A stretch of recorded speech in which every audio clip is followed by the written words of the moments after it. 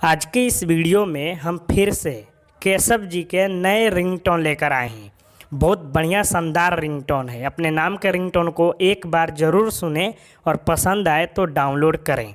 अपने नाम के रिंगटोन को सुनने के लिए और डाउनलोड करने के लिए आपको करना क्या होगा, आप जिस वीडियो को देख रहे हैं उस वीडियो के डिस्क्रिप्शन बॉक्स को खोलिए।